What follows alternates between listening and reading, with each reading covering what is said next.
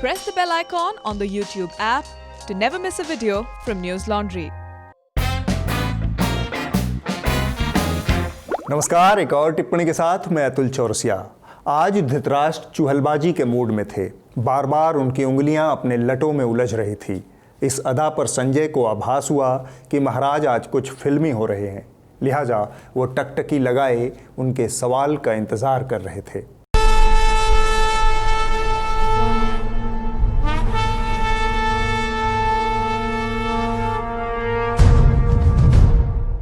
महाराज कुछ फिल्मी अंदाज में बोले, संजय ये कंगना आजकल बहुत खनक रही है, मामला क्या है?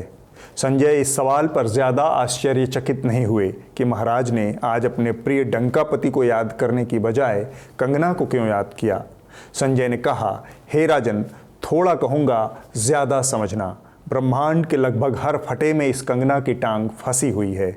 नया मुल्ला प्याज ज़्यादा खाता है और नया नया राष्ट्रवादी अयोध्या चला जाता है, तो ले देकर समूचा जम्बूद्वीप सर्कस में तब्दील हो चुका है। महाराज अधीर हो उठे। पहेलियां न बुझाओ संजय, सीधा मुद्दे पर आओ। ऐसा क्या हंगामा बरपाया है इस लड़की ने? संजय बोले, महाराज एक हो तो कहें, यहाँ तो रेलम पेल मची है। महाराज भी फुर्सत में थे क्योंकि सभा का मानसून सत्र स्थगित चल रहा था। महाराज बोले, विस्तार से बताओ। संजय ने आज्ञा का पालन करते हुए कहा, ताज़ा मामला तो यह है कि इसे मुंबई शहर कभी पीओके तो कभी पाकिस्तान लगता है और उद्धव ठाकरे में इसे बाबर दिखता है। संजय फिर से बोले, बस इसी बात पर नाराज होकर मराठा क्षत्रप उद्धव ठाकरे ने इसके आशियाने पर बुलडोजर चलवा दिया। तब से इसकी भाषाई शालीनता को चार चांद लग गए हैं। उद्धव ठाकरे, तुझे क्या लगता है कि तूने फिल्म माफिया के साथ मिलकर मेरा घर तोड़ के मुझसे बहुत बड़ा बदला लिया है? आज मेरा घर टूटा है, कल तेरा कमर टूटेगा। ये वक्त का पहिया है, याद रखना। हमेशा एक जैसा नहीं रहता। और मुझे लगता है कि तुमने मुझे बहुत बड़ा एहसान किया है, क्योंकि मुझे पता तो था कि कश्मीरी पंडितों पे क्या बीती होगी। आज मैंने महसूस किया है और आज मैं इस देश को वचन देती हूँ कि मैं सिर्फ अयोध्या पे ही नहीं, कश्मीर पे भी एक फिल्म बनाऊंगी।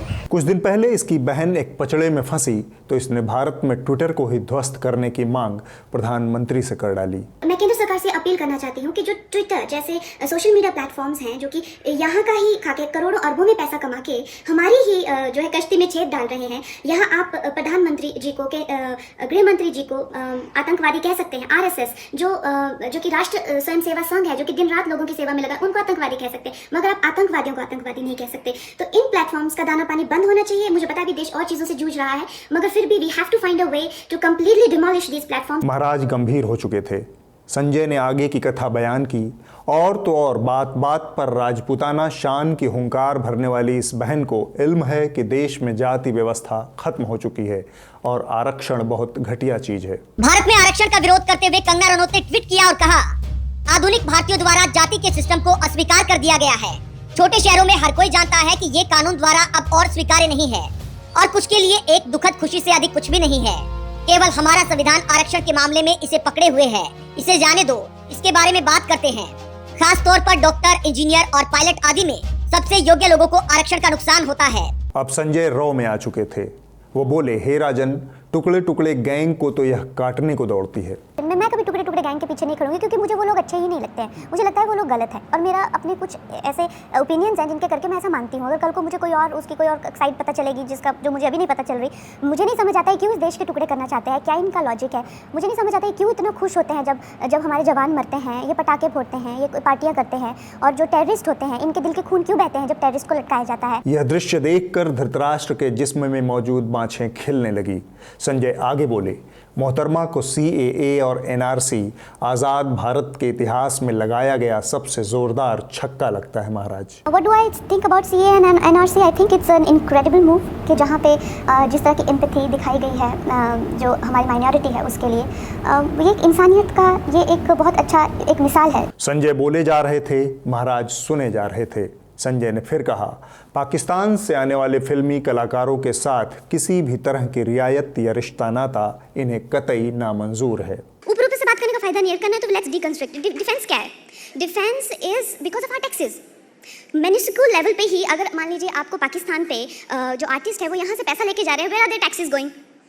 जब हमारे बच्चे बॉर्डर पे लड़ रहे हैं, where are their taxes going? So my point is, यहाँ पे ऐसे बातें करने की क्या जरूरत है? हमको क्या लेना देना, हम तो आर्टिस्ट हैं, ऐसे नहीं चलेगा। संजय के पास बताने के लिए अनगिनत कहानियां थी और महाराज को भी मजा आ रहा था। संजय ने आगे बोलना शुरू किया। राजन, इसके पास पुख्ता जानकारी है कि सुशांत सिंह राजपूत की हत्या ही हुई थी। और मुझे इनके जो चमचे जर्नलिस्ट हैं, वो सुशांत जैसे लोगों पे जो ब्लाइंड आइटम्स लिखते हैं कि वो साइकोटिक है, न्यूरोटिक है, एडिक्ट है, संजय दत्त की एडिक्शन तो आपको बहुत क्यूट लगती है। वो लोग मुझे मैसेज करते हैं कि तुम्हारा बहुत डिफिकल्ट टाइम है, तुम ऐसा वैसा स्टेप मत उठा लेना। ऐसा क्यों कहते हैं मुझे? ये क्यों मेरे दिमाग में डालना चाहते हैं कि आप सुसाइड कर लीजिए?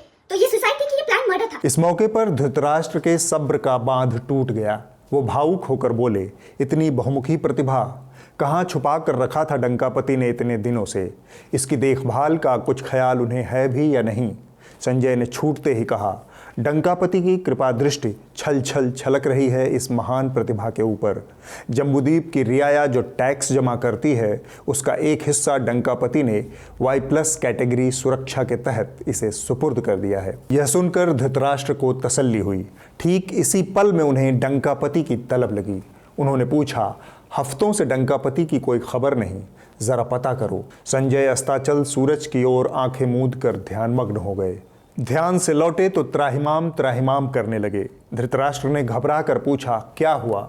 संजय ने कहा, एक खबरिया चैनल डंकापति का पिछले जन्म का कच्चा चिट्ठा खोद कर ले आया है राजन।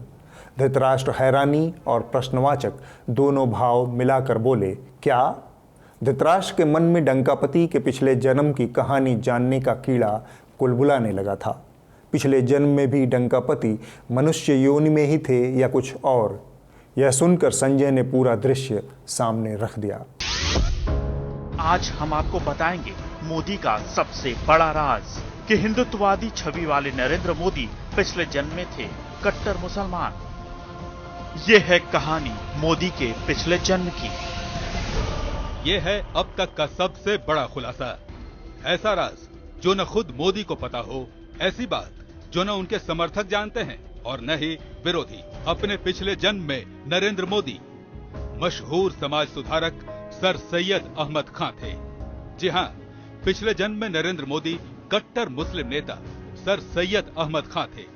वही सैयद अहमद खां जिन्होंने अलीगढ़ मुस्लिम यूनिवर्सिटी की स्थापना की। वही सैयद अहमद खां जिन्होंने मुसलमानों के लिए अलग मुल्क बनाने की मांग सबसे पहले उठाई थी। हिंदुस्तान के मुसलमानों की एकता की अलख जगाने वाले सैयद अहमद खां ही इस जन्म में नरेंद्र मोदी के रूप में दुनिया में आए हैं। यह दृश्य देखने के बाद धृतराष्ट्र को संजय की परेशानी का एहसास हुआ। पूर्व जन्म का मुसलमान, आज का डंकापति। उन्होंने कहा, संजय, अगर यह बात आर्यावर्त की जनता को पता चल गई तो अनर्थ हो जाएगा। 800 साल बाद स्थापित हुई हिंदूपाद दंडिका खतरे में पड़ जाएगी। यह कहते कहते धृतराष्ट्र गुस्से से कांपने लगे। धृतराष्ट्र का यह रूप देखकर संजय के जिस्म में मौजूद सारी घिघियां बंध गई। धृतराष्ट्र ने इस मौके पर एक मार्के की बात कही, क्या मुसलमानों का भी पुनर्जन्म होता है? संजय ने कहा, कभी सुना तो नहीं महाराज। धृतराष्ट्र ने कहा, तो बस बात तय रही, मुनादी पिटवा दी जाए कि मुसलमानों का पुनर्जन्म नहीं हो सकता और हिंदू के रूप में तो कदापि नहीं। डंकापति को पूर्व जन्म का सर सैयद अहमद खान बताने वाले चैनल को दंडित करने की प्रक्रिया आरंभ की जाए। इस तरह डंकापति के ऊपर छाए संकट को दूर कर महाराज अंतःपुर में लौट गए। धृतराष्ट्र संजय संवाद में इस बार बस इतना ही। अब हम कुछ दूसरे जरूरी मसलों पर नजर डाल लेते हैं। अभिनेता सुशांत सिंह की दुर्भाग्यपूर्ण मौत के बाद से चैनलों पर सजा मौत का कारोबार अच्छा रिटर्न दे रहा है।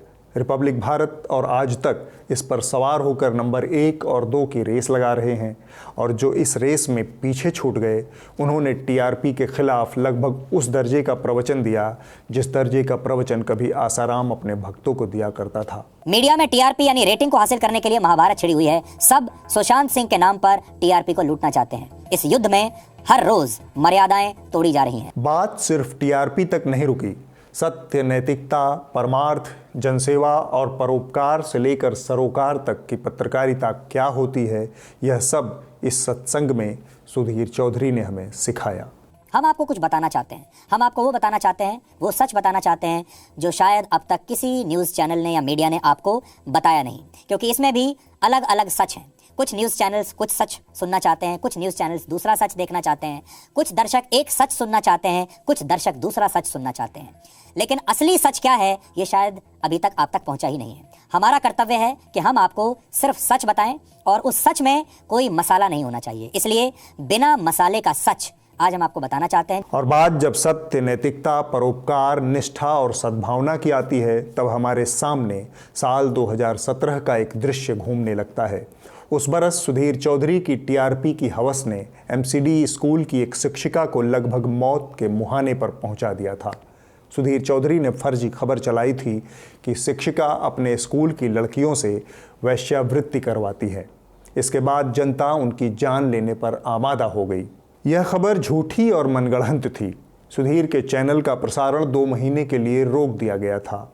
रिपोर्टर गिरफ्तार हुआ था।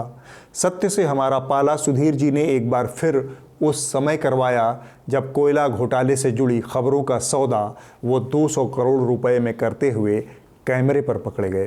दिस मॉडल पे मॉडल ये वोडाफोन तो इसमें क्या रहता है कि if you are one of the clients तो फिर चैनल की मैनेजमेंट की वजह क्या रहता है कि ठीक है दे आर फ्रेंड्स मेरे उसके बाद एक एसोसिएशन बनी तब होता है। और अपने दर्शकों को एक बात मैं यहीं पर बताता चलूं कि सत्य, नैतिकता और सरोकार पर प्रवचन दे रहे सुधीर जी के नाम पर इस दशक का सबसे बड़ा झूठ चैनल के प्राइम टाइम पर चलाने का कीर्तिमान भी दर्ज है। काले धन पर रोक के लिए लाए जा रहे 2000 रुपए के करेंसी नोट को बनाने के लिए state of the art nano technology का इस्तेमाल होगा। ये एक नई बात होगी। 2000 रुपए के हर एक नोट पर NGC यानी नैनो GPS चिप लगा हुआ होगा। दुख की बात बस इतनी सी है कि यह कीर्तिमान उन्हें आज तक वाली श्वेता सिंह के साथ साझा करना पड़ता है। इस पूरे सर्कस के बीच आपको एक चीज से अपडेट कर दूं कि सुशांत सिंह की मौत के मामले की जांच करते करते मामला नशीली दवाओं के लेन देन तक पहुंच गया है। इस मामले में रिया चक्रवर्ती और उनके भाई शौविक चक्रवर्ती को नारकोटिक्स ब्यूरो ने गिरफ्तार कर लिया है। लगे हाथ यह तथ्य साफ कर लें कि दोनों की गिरफ्तारियां ड्रग के लेन देन में हुई हैं। इनका सुशांत की मौत से दूर दूर तक लेना देना नहीं है। मैंने यह बात आपको क्यों बताई? क्योंकि यह आदमी अभी भी इस मामले में न सिर्फ बेशर्मी से झूठ बोल रहा है बल्कि झूठ की पूरी दुकान सजाकर बैठा है। देशवासियों, रिया चक्रवर्ती गिरफ्तार हो गई है। सुशांत सिंह राजपूत केस की सबसे बड़ी आरोपी रिया चक्रवर्ती गिरफ्तार हो गई है। और आपको याद होगा मैंने कहा था कि हो सकता है कि सुशांत की हत्या रिया चक्रवर्ती ने ना की हो, लेकिन रिया सुशांत की हत्या की साजिश में शामिल है। यह 100% सत्य है। न तो रिया को सुशांत की मौत के मामले में गिरफ्तार किया गया है, न ही दूर दूर तक इस बात का कोई सबूत है कि सुशांत की हत्या हुई है। लेकिन यह आदमी खुलेआम झूठ बोल रहा है, इसलिए सतर्क रहें। पूरे देश के खबरिया चैनल सर्कस बन चुके हैं। इसे आप एक वीडियो से समझिए। लेकिन कैसे स्टेशन है thousands of the migrants workers in different groups walking। ये देखिए सर क्या लेके आए गवर्नमेंट का मामला है। हमने नहीं तोड़ा, मैं आपने क्यों तोड़ा? क्या किया उसने?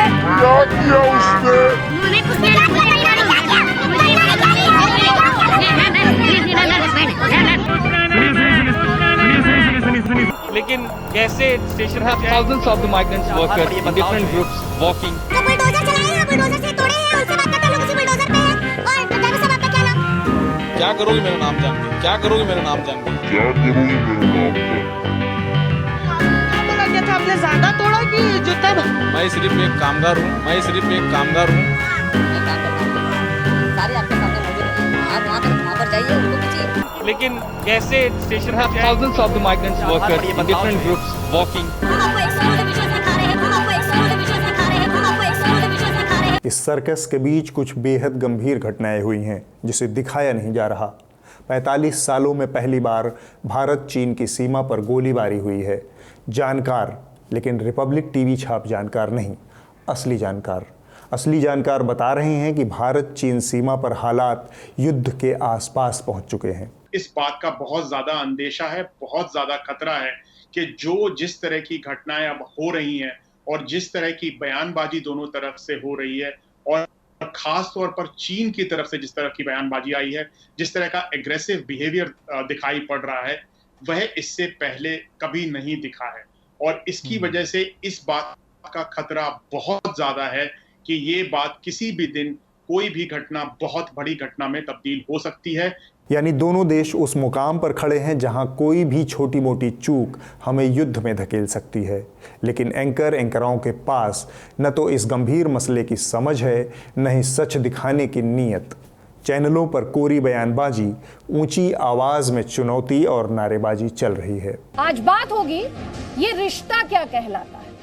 आप सोच रहे होंगे किसका रिश्ता, कैसा रिश्ता, तो आपको बता देती हूँ। हम बात कर रहे हैं देश की सबसे पुरानी पार्टी, पॉलिटिकल पार्टी कांग्रेस की, और चीन की सत्ताधारी कम्युनिस्ट पार्टी, जिसे आप सीसीपी के नाम के तौर पर भी जानते हो। इन दोनों के ही बीच के रिश्ते की बात करेंगे। और अब वक्त है इस हफ्ते की रिपोर्ट का। जो कही जा रही थी बातें कि अंदर में भी सोशल डिस्टेंसिंग का ख्याल रखा जाएगा। ट्रेनें तो खुल दी हैं, लेकिन कैसे station thousands of the migrants workers in different groups walking। इस हफ्ते की रिपोर्ट एक ऐसे कोरोना वॉरियर के ऊपर जो लगातार 6 महीने तक अस्पताल में रहकर कोरोना पीड़ित मरीजों का इलाज करता रहा। यह रिपोर्ट एनडीटीवी पर रिपोर्टर मुकेश सिंह सेंगर के हवाले से आई है।